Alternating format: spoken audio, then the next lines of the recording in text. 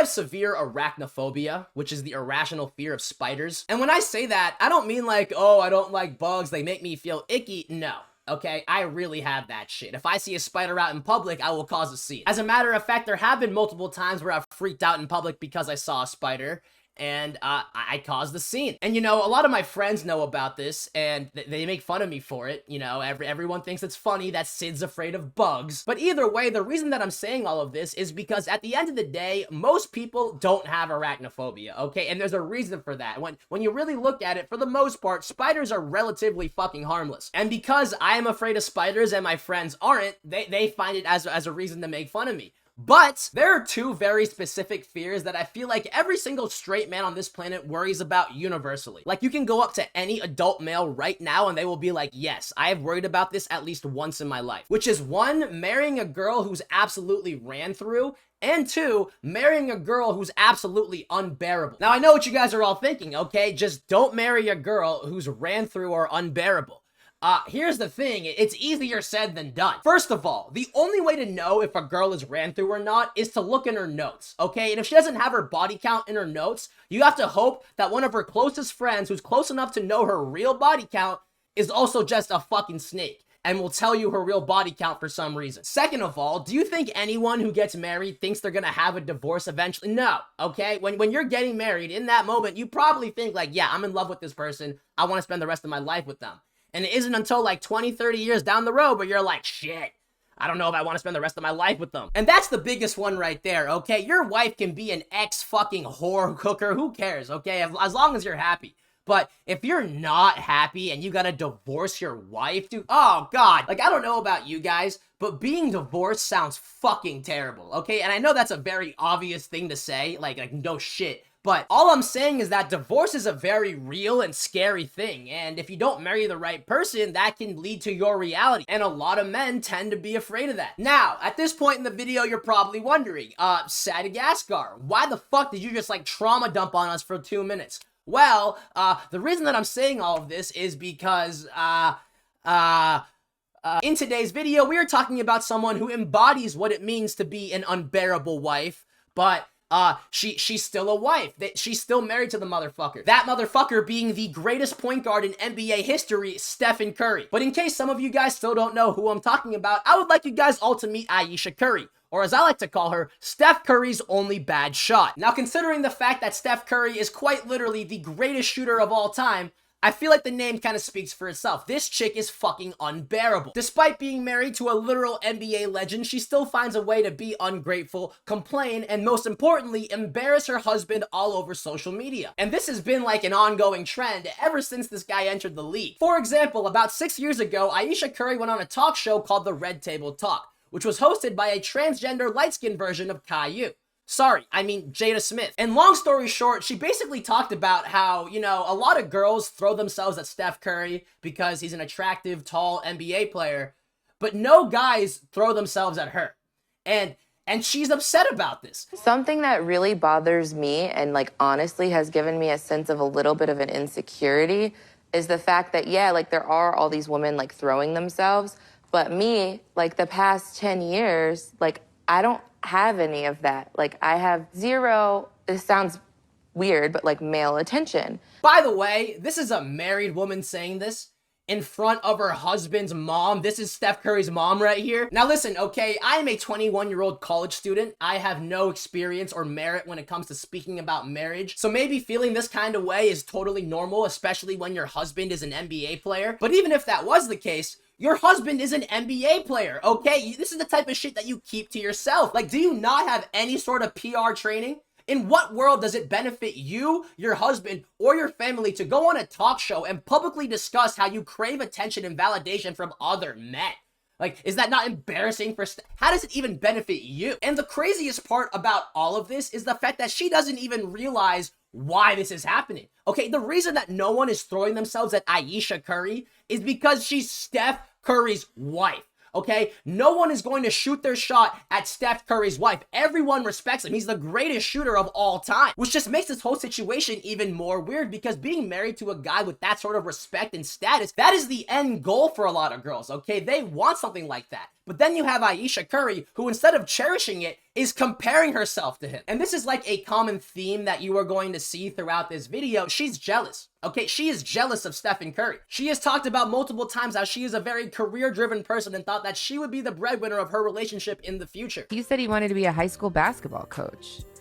Like, I thought I was gonna be like the girl out there getting it. Now, I want to make this very clear. What she said is totally fine. As a matter of fact, having that mindset as a woman like her is very respectable. But, you're still married to an NBA player. You know, what you say goes on the internet, and you are embarrassing him on a fucking podcast. You know, one might think that maybe your lack of thinking when talking about your husband is a result of you having spite or jealousy towards him because he is so successful, getting all this attention, and you are simply just Steph Curry's wife. Now, if Ayesha Curry projecting her jealousy towards her husband in public interviews wasn't enough for you, let's watch the clips of her just blatantly disrespecting her husband, because she does that too. Now, this next clip I'm gonna show you has already gone viral multiple times for obvious reasons, but basically, Ayesha Curry featured on this talk show called The Real, and for some reason, I don't know why, they just decide to pull a page out of P. Diddy's book and out of nowhere just reveal some random jacked, oiled up black guy. He then walks towards the girls to serve them drinks, and as a response, Ayesha Curry pretends to take her fucking wedding ring off, because that's normal. Why is Alexa going off? Marcel.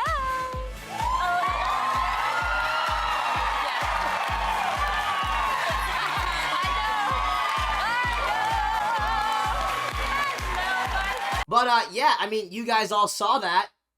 Why'd you do that? That's not respectful to your husband, who you're married to and have kids with. And now, listen, I understand that it's a joke and everything, but it's not even a joke, really. Like, I mean, is that an appropriate joke to make? I don't know. But, either way, believe it or not, the interview still gets worse. I don't even know how to introduce this. Basically, later on in the interview, she just exposes him for having a foot fetish. I'm not joking. This is gonna turn into a whole other thing, but my husband really loves my feet. Oh, I love that. And so, like, the light was hitting him just right that day. And so I was like, let me just snap this Look at this girl's face. She's in disbelief. photo and send him a picture of my feet.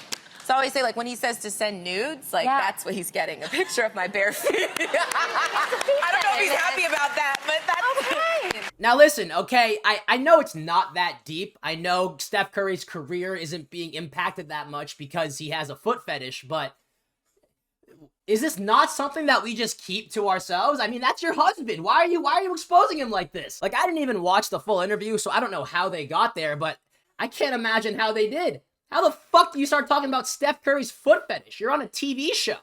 Like, what? Alright, so now that you guys are all caught up on all the stuff that Ayesha Curry has done in the past, now it's time to talk about the reason I'm even making this video. Because that right there, all the shit I was showing you, that was just the prerequisites, okay? Now we're in the main course. Because, like I said before, that shit was a while ago. That was years ago. But a few weeks ago, Ayesha Curry went on the Call Her Daddy podcast, this thing right here, the How to Have Sex podcast. And long story short, she basically talked about how she's not happy with her current situation and needs more attention. I didn't know that he was gonna end up playing basketball. Like, he said he wanted to be a high school basketball coach. Like, I thought I was gonna be like the girl out there getting it. But after my daughter turned 1, I remember there being a shift and being like, I have goals for myself. Like, this doesn't feel right. I love being a mom, but I love doing other things too. And I need to get my shit together and figure out what that looks like for myself now. So, yeah, that was terrible. What I don't understand that she's saying is she's acting as if because of her children, they're the reason that she couldn't pursue her dreams. You are married to a millionaire. You are married to Stephen Curry. You can hire the best nanny in the fucking planet. You have family that you can probably just retire and have them look after your kid. There are so many avenues. You have money. Okay? And here's the thing. I know what you're going to say. Oh, she doesn't want her kids to be raised by a nanny. She wants to be with them. Okay. That's the responsibility of having a fucking kid. You what? It was either you choose your dreams or you choose your kids. Okay? And a lot of people, including you, tend to choose their kids. It's a respectable choice, but you're out here complaining. because of Steph Curry and his success, and because you're jealous of it. It's as simple as that. She then proceeds to say that Steph Curry will never understand her, despite being her fucking husband. He tries to resonate with me, but he just can't. Like, god damn. Did you tell Steph about this? She also just says a bunch of other stuff that probably would have been best to just keep in private. 4 kids. Did you always knew you wanted a big family? No. So, I didn't want kids. I didn't want to get married. I thought I was going to be career girl and that's it. And I had my eyes set on my goals. And I was never the little girl that like dreamt about the wedding dress and all of that. And then it happened so early in my life. So it's like, it's one of those things like you don't know what you actually don't know what you want. Like, again, I don't think I need to explain why that is a dumb thing to say when you are married to a global NBA superstar, bro. Now, to give Ayesha Curry some credit, I am going to play like the one valid thing that she did say throughout this entire podcast. You're Steph Curry's wife. Like, Yeah. go sit in the stands and like he makes so much money, just be happy. Yeah. How does that make you feel when you hear those comments?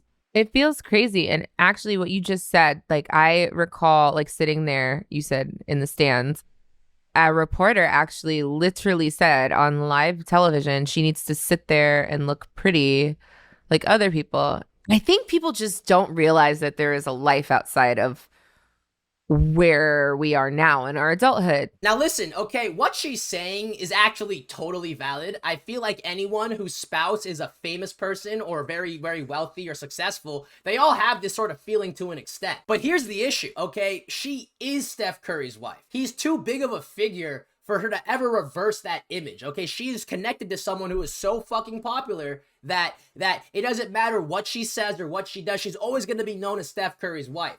So the only way to go about it is to, 1, practice ways to not let it affect you, make sure your mental health is good, and 2, shut the fuck up. Stop embarrassing your husband on live television, okay? Like, you're married to an NBA player. You signed up for it, all right? There's pros and there's fucking cons. So it's like, is her trying to go on this podcast, her trying to reverse that? Because it's not going to work. That's what I'm basically saying. But the biggest difference between her and just about every other NBA, NFL, and MLB wife is that they know when to shut up.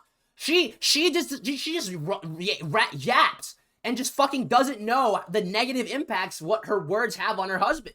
And again, it's not like she's making him lose money. It's not like she's making him lose out on career opportunities. I'm well aware of that, all right? This is basketball we're talking about.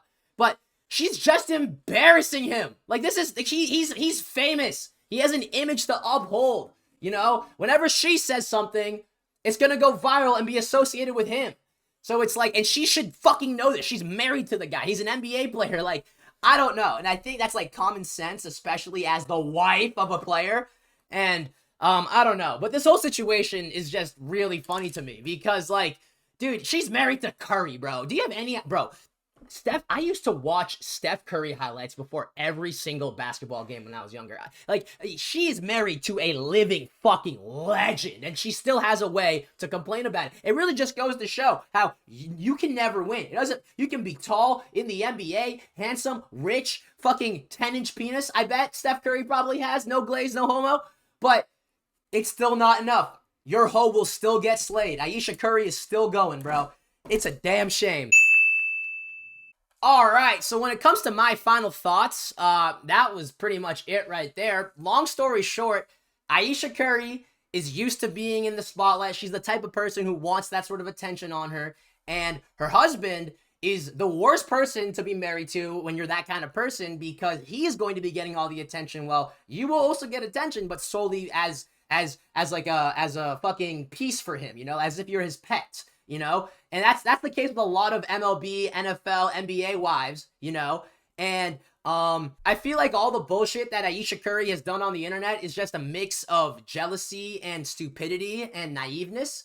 I think that the jealousy is because, I mean, she's just jealous of her husband and she's speaking about it, but she's too naive to realize that her words also impact her husband's reputation, so she just keeps doing it. And she's also just stupid because what the fuck was that ring thing about, bro? Like, why did you take off your ring when the big black oiled up guy came up to you? Really? That's just weird. And I don't know, maybe she's just too stupid to know that that's not a good thing to do when you're married. But yeah, that's pretty much my final thoughts, guys. I hope you all enjoyed it. I hope I educated at least one of you. If you liked the video, subscribe. If you didn't, fuck you. What are you watching this for? Into the video anyway? You're a fan. Like, come on now. But yeah, that's pretty much gonna be the video, guys. Hope you all enjoyed it. Hope I educated at least one of you. I already said all this bullshit. Peace out. Love you all. Bye. I have to talk over this because it's copyrighted now. Be shiesty. That's my dog. You know I'm really shiesty.